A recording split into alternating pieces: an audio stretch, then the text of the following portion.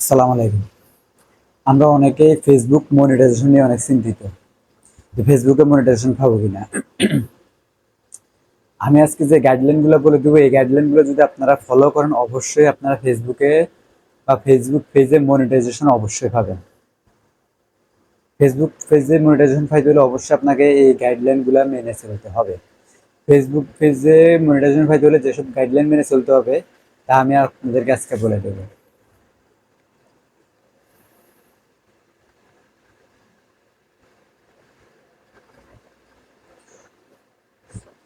Facebook থেকে income করতে হলে প্রথমে আপনাকে যে কাজটি করতে হবে, নো পলিসি, কোনো পলিসি ইস্যু আসা যাবে না। আর পলিসি ইস্যু কি কি তা আমার ফেসবুকে আমি একটা ভিডিও আপলোড করব, ওইটা অবশ্যই দেখে আসবে। কোনো পলিসি ইস্যু আসা যাবে না।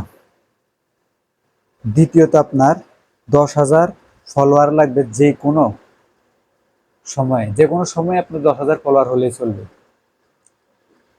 যে কোনো সময় যদি 10,000 ফলোয়ার আপনি কামাইতে পারেন বা নিজে জোগাড় করতে পারেন তাহলে আপনার চলবে। তৃতীয় হলো, 2 মাসের ভিতরে আপনার 6 লাখ মিনিট ভিউজ লাগবে।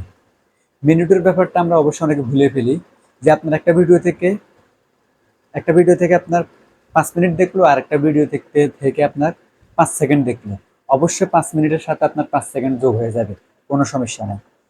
আর আপনার এই যে মিনিট, আপনার 1 বছরের ভিতরে যদি আপনার এই মিনিটটা যদি আপনি জোগাড় না করতে পারেন, পরবর্তী 2 মাসের ভিতরে যদি আপনার 6 লাখ মিনিট জোগাড় হয়ে যায়, মানে যে কোনো 2 মাসের ভিতরে যদি আপনার 6 লাখ মিনিট হয়ে যায়, তাহলে অবশ্যই আপনি মনিটাইজেশন অ্যাপ্লাই করতে পারবেন, কোনো সমস্যা নেই।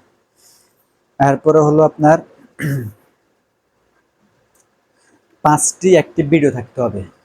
5টি অ্যাক্টিভ ভিডিও মানে আপনার যে ভিডিওগুলো মানুষ সবচেয়ে বেশি দেখেছে, এরকম 5টি আপনার অ্যাক্টিভ ভিডিও থাকতে হবে। তাহলে আপনি অবশ্যই ফেসবুক মনিটাইজেশনের জন্য অ্যাপ্লাই করতে পারবেন।